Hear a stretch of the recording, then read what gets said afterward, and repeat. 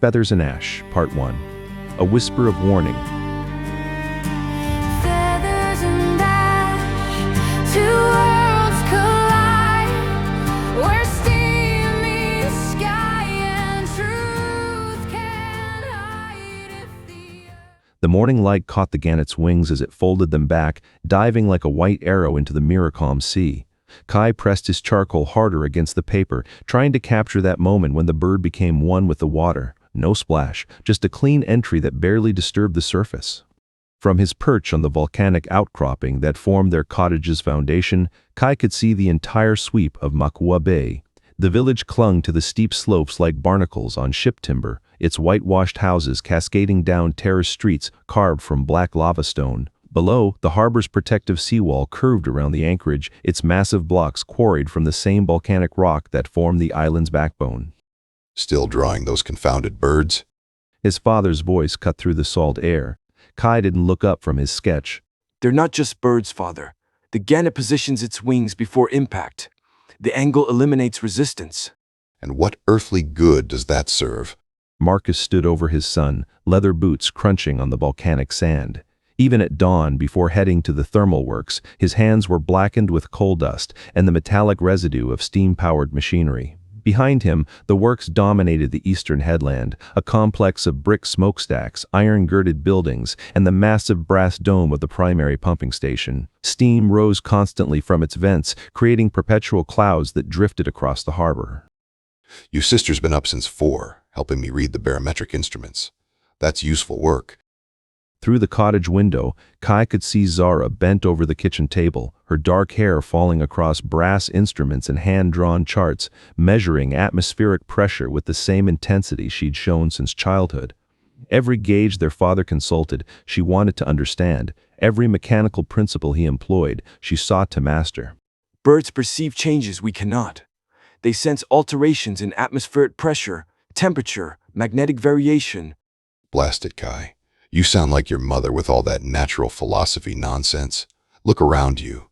This sea's remained calm your whole life because men like me work 18-hour shifts operating the steam pumps that keep the underwater volcanic vents controlled. The Makua thermal. Kai finally looked up.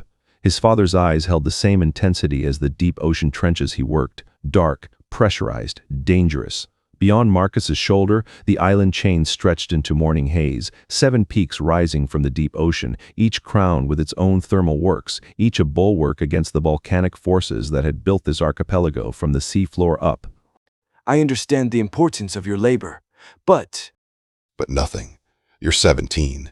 Time to decide if you wish to live in the practical world or continue amusing yourself with feathers and fables.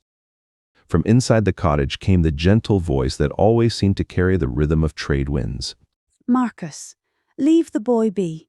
Come take your breakfast before the morning launch. Kai's mother, Elena, moved through the doorway like a graceful frigate bird, all fluid motion and careful balance.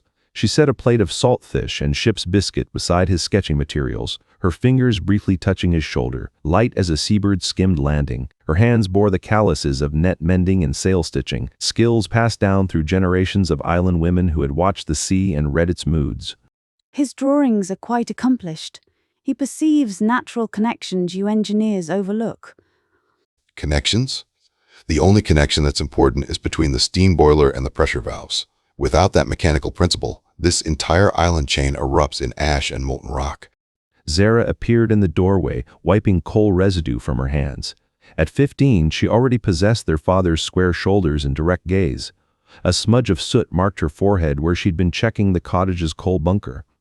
The morning barometer readings indicate elevated pressure in the western thermal zone. The deep-sea pneumatic gauges show increasing volcanic activity. Marcus nodded approvingly. Mark that, Kai. Your sister doesn't waste hours watching birds dive. She's learning to read the very earth through scientific instrumentation in our own home. He shouldered his canvas work satchel, heavy with brass diving apparatus and emergency tools. I'll return by evening tide. Perhaps you might set aside that sketchbook long enough to assist Zara with the steam engine maintenance. Their cottage was one of the few on the island equipped with modern conveniences, a testament to Marcus's position as chief engineer at the thermal works. Built into the cliff face with walls of fitted lava stone 2 feet thick, it commanded a view across the entire harbor. A compact steam engine, no larger than a ship's capstan, sat housed in a brick-lined chamber beneath the kitchen floor. Its brass fittings gleamed from Zara's constant polishing, and the copper pipes snaked through the walls like mechanical vines, carrying heated water to every room. The engine's steady rhythm, a soft chuff-chuff-chuff, provided the cottage's heartbeat, powering everything from the water pump that drew fresh water from their well to the small dynamo that charged their electrical lighting apparatus. Zara had learned to read the engine's moods as surely as Kai read the flight patterns of seabirds. She could detect the slightest variation in steam pressure by the pitch of the whistle, knew when the coal needed banking by the color of the exhaust, and could adjust the brass flyball governor with the precision of a clockmaker.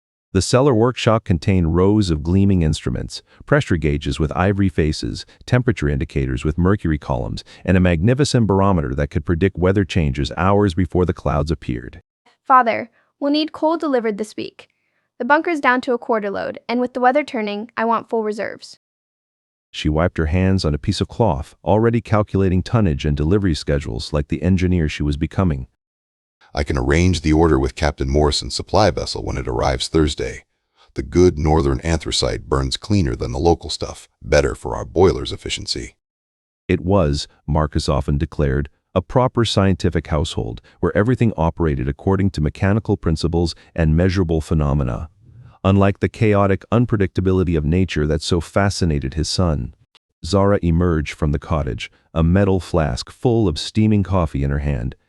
Father, I've packed the spare pressure release valves in your kit. The brass ones you forged last week. They'll hold better under extreme thermal stress than the iron ones. Marcus's weathered face softened with genuine pride. You've got a fine mechanical mind, daughter. Better than most of my crew. He ruffled her hair with an oil-stained hand. While I'm gone, keep an eye on the cottage engine. If the pressure drops below 15 pounds, adjust the damper, but not too much. We don't want to overfire the boiler. I know, Father. And I'll check the thermal readings every hour. If there's any unusual activity from the southern vents, I'll signal the works immediately. Also, I noticed the steam trap on the heating line's been cycling too frequently. Might be a blockage in the condensate return. I'll clear it this afternoon. That's my girl. Marcus kissed her forehead, leaving a faint smudge of coal dust. You understand what matters. Not like your brother there, chasing after every seagull with his drawing materials. Kai felt the familiar sting of comparison, but said nothing. Elena placed a gentle hand on his shoulder. Be careful today, Marcus. She said quietly, handing him a packet wrapped in oiled cloth. Your lunch and extra bread for the crew. Marcus nodded curtly to his wife, then turned once more to Zara. Remember what I taught you about steam pressure? It's not the steam itself that's dangerous, it's the pressure behind it. Respect the force, understand the mechanics, and you can harness anything. Zara stood straighter, as if receiving a benediction. Yes, Father. After Marcus departed aboard the company launch, Elena sat beside Kai on the weathered pier.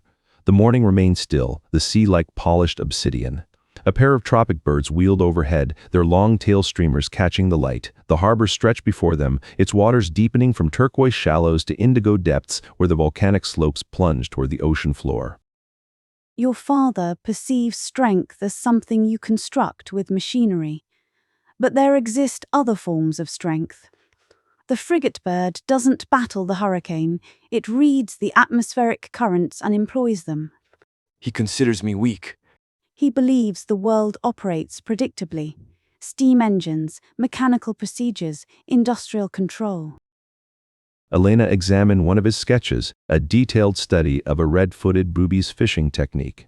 But you observe the unpredictable patterns, the subtle indicators that reveal changes. Your grandfather understood this too. Grandfather drew birds? He was the finest seabird hunter in the islands. Could read weather in the way a gannet tilted its head, predict storms by watching frigate birds gather. He taught me that birds don't just react to changes, they anticipate them. She traced her finger along Kai's sketch of the diving gannet. He used to say the old islanders learned to hunt underwater by watching how birds dove. They made special suits from gannet feathers, oiled them in the traditional way. They could swim deeper and longer than any man should, moving with the water instead of fighting it. What happened to those techniques? Progress happened. Steam engines and diving bells replaced the old ways. Your father's methods are safer, more reliable. But sometimes the old knowledge sees things the new science misses. The company launch Hercules cut through the morning swells, its steam engine beating a steady rhythm. Marcus stood in the bow, salt spray misting his weathered face as the thermal works grew larger, smokestacks piercing the sky, the constant thrum, thrum, thrum of the great pumping engines echoing across the water. The facility sprawled across the headland, a sprawling labyrinth of interconnected pipes and catwalks. Endless plumes of steam vented from its valves, wrapping the mechanical city in a perpetual, otherworldly haze. There's our fearless leader. Boomed Jenkins, his head foreman, as Marcus stepped onto the iron pier. A bear of a man with arms like steam pistons, Jenkins had worked the volcanic sites for 15 years. Thought you might sleep in today, considering how that boy of yours kept us all awake several nights ago with his bird-watching nonsense. Marcus laughed, a genuine sound that never emerged at home. Blast. Jenkins, you heard that clear at the barracks? Heard him calling out seabird names like he was conducting a bloody orchestra. Red-footed booby diving at 17 degrees. What's next? Weather reports from the Pelicans. Jenkins slapped Marcus on the back. How'd you end up with a naturalist for a son? Beats me. Must get it from his mother. Marcus grinned and accepted the steaming cup of coffee Jenkins offered. What have we got today? Please tell me it's just routine maintenance. Afraid not, Chief. O'Sullivan, the Tuathan engineer, emerged from the control house wiping his hands on an oil rag. The building behind him hummed with the sound of monitoring equipment, brass-cased gauges, and mechanical calculators that tracked every thermal vent in the island chain. Pressure readings overnight showed some interesting fluctuations in the western thermal zone. Nothing to wet yourself over, but worth a look. Define interesting, O'Sullivan. Your idea of interesting usually means we're all about to get cooked like lobsters. Now there's a cheerful thought for breakfast, Laughed Thompson, the youngest of the crew, barely 20 and eager to prove himself. Should I prepare the diving bells, sir? Not yet, lad. Let's see the numbers first. Marcus rolled up his sleeves, already feeling the familiar comfort of being surrounded by men who spoke his language. Show me what's got you worried, O'Sullivan. And spare me the poetry, just the facts. They walked through the works, past crews adjusting massive steam hammers, past the gleaming brass control panels that monitored every thermal vent in the island chain. The facility's main corridor stretched for nearly a quarter mile, lined with pipes as thick as tree trunks carrying superheated steam from the depths. Overhead, a rail system allowed heavy equipment to be moved between buildings, while below, drainage channels carried away the constant flow of condensation. Here, Marcus moved with easy authority, joking with the workers, his voice carrying the casual confidence of a man completely in his element. Patterson. He called to a grimy engineer struggling with a stubborn pressure valve. Having a romantic moment with that fitting? It's stuck tighter than a miser's purse, Chief. Been fighting it for an hour. Here, let a real man show you how it's done. Marcus grabbed the heavy wrench, threw his weight behind it, and the valve yielded with a satisfying clunk. There. Sometimes you just need to show the machinery who's in charge. The crew's appreciative laughter filled the air. This was Marcus in his element, confident, capable, and the first to offer a joke or a helping hand. Right then. O'Sullivan said, spreading charts across a work table in the main control room. The chamber's walls were lined with instruments, barometers, seismographs, and thermal indicators connected by copper wires to sensors placed throughout the seafloor. Look at these thermal readings from the deep sensors. See how they spike here, then drop, then spike again? It's like the whole seafloor is having a bloody argument with itself. Marcus studied the figures, his trained eye immediately grasping the implications. Temperature differentials wider than usual. How's the pressure holding? Steady enough, but if this keeps up, could be looking at a full emergency protocol situation. Well, if it comes to that, at least we'll have Thompson here to practice his diving techniques. Marcus said, clapping the young man on the shoulder. You still remember which end of the breathing apparatus goes on your head. Very funny, Chief. I'll have you know I've been practicing in the harbor every morning. Good lad. Though next time, try not to surface right under Mrs. Henderson's washing line. She's still complaining about her bloomers getting soaked. The laughter that erupted was easy, comfortable, the sound of men who trusted each other completely. Jenkins wiped tears from his eyes. Gads, Marcus. No wonder she's been giving you the evil eye at Temple. Above them, a seabird cried as it circled the works.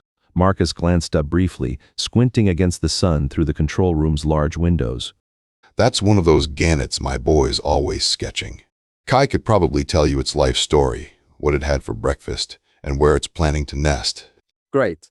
Next time we have a thermal emergency, we'll just ask the birds for advice. Don't joke about it. The way that boy talks, you'd think they hold regular committee meetings about ocean conditions. That afternoon, while Zara managed the delivery of refined boiler flux from Teamster Silas Thorne's wagon caravan, directing the workers to carefully unload the canisters and checking each one for leaks, Kai walked the shoreline below their cottage. The familiar rhythm of island life continued around him. Fishing boats returned with their morning catch, their crews calling out to each other in the patois that mixed Gael, Vulgate, and half a dozen island dialects. Women mended nets on the quay, their fingers working with practiced speed while they gossiped about weather and berths and the price of trade goods. The birds, however, displayed unusual agitation. That evening, as the family gathered for supper, Kai couldn't shake what he'd witnessed. The cottage's brass lamps cast a warm glow over their simple table. Elena served bowls of fish stew, while across from her, Zara consulted her afternoon pressure readings. Kai set down his spoon, a thought nagging at him.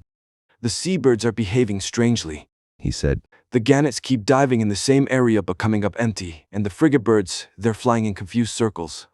Elena paused, her weathered hand still on the ladle. What kind of circles, Kai? Tight spirals, about a mile west of the harbor. He answered, the memory of the bird's erratic flight clear in his mind. They seem disoriented, like the water isn't where they expect it to be. Zara glanced up from her charts, her dark eyebrows furrowed. The instruments show elevated pressure in that exact zone, but the birds can't read pressure gauges. They don't need gauges. Elena said quietly, sitting down with her own bowl. Your grandfather always said the birds feel changes in the water before any instrument can measure them. Temperature shifts, current changes. That's superstition, Mother. Zara countered, her tone firm but not unkind. Father's instruments are calibrated to detect the smallest variations. If there was something significant happening, the gauges would show it. Kai shook his head. But what if the changes are happening in layers our instruments can't reach? The gannets dive deeper than our monitoring equipment. They're seeing something we aren't measuring. Elena reached across the table and touched her son's hand. Tell me exactly what you observed. The surface looks normal, but when the gannets emerge from a dive, they're disoriented. Empty beaks, ruffled feathers. Some are trying to dive in the same spot repeatedly, as if they expect to find fish that aren't there anymore. Or like the fish are somewhere else entirely. Elena murmured, a new concern clouding her face. Zara set down her charts with a frustrated sigh. Even if that were true, what could we do? Father and his crew know their business. They've been monitoring these waters for decades. They only monitor the surface thermal layers. Kai said, a new idea forming. But what if something's happening deeper? What if the whole water column is rearranging itself? A heavy silence settled over them, broken only by the gentle thrum and whistle of their cottage's steam engine, which competed with the distant crash of waves against the seawall. I should document this properly. Kai said finally, the determination clear in his voice. I'll keep detailed observations over the next few days. If the pattern continues, You'll tell your father. Elena asked. Kai nodded, though a flicker of doubt remained in his eyes. if he'll listen. The answer came 3 days later. All hands to stations. Emergency at the thermal works. The island's steam whistle shattered the pre-dawn quiet with long, urgent blasts. Kai bolted upright, hearing the thunder of horse-drawn wagons racing toward the harbor. By the time he reached the wharf, the scene was pandemonium. The massive steam-powered vessel Prometheus sat anchored offshore, its brass diving bells suspended like metal cocoons above the depths. Superheated steam rose from the water around it, not the controlled venting of normal operations, but wild, scalding geysers that turned the harbor into a hellscape. Underwater volcanic rupture in the western zone. Thermal vents gone critical. This has been Feathers and Ash, written by Philip Gray. Digital narration by Chatterbox TTS. Title song, When Birds Fall Silent, by Rose and Eden. Lyrics co-written by Philip Gray and Suno. Music composed and produced using Suno. Published by Pleased Reader. An imprint of Ostlage. Copyright 2025 by Philip Gray. Production copyright 2025 by Ostlage. All rights reserved.